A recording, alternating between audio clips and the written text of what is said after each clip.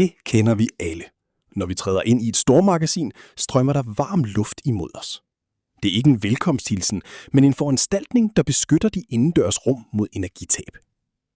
Lufttæppet skaber en jævn, rettet luftstrøm over hele døråbningen. Denne luftstrøm fungerer som en usynlig barriere mellem indendørs og udendørs, når dørene er åbne. Den sørger for, at luftmasserne ikke blandes ukontrolleret.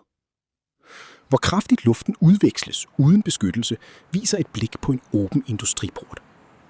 Den farvede fremstilling, blå røg for kold udeluft og rød for opvarmet rumluft, synliggør det, der normalt forbliver usynligt. Uden et lufttæppe strømmer den varme rumluft ud i den øverste del. Samtidig strømmer kold udeluft ind i bygningen i den nederste del. Årsagen hertil ligger i den naturlige termik. Varm luft stiger opad, kold luft er tungere og bevæger sig nedad. Resultatet er et kontinuerligt energitab og mærkbart træk. Når lufttæppet aktiveres, opstår der en stabil luftstrøm over hele portåbningen. Denne luftstrøm danner en grænselag mellem inde og ude. Den varme luft forbliver i bygningen.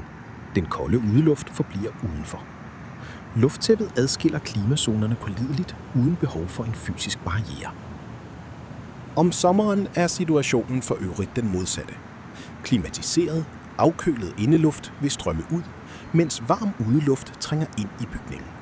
Også i dette tilfælde forhindrer lufttæppet ukontrolleret luftudveksling og stabiliserer indeklimaet. Luftstrømmen forbliver stabil, selv når personer eller køretøjer passerer gennem porten. Gennemgangen kan benyttes frit, mens klimaseparationen opretholdes.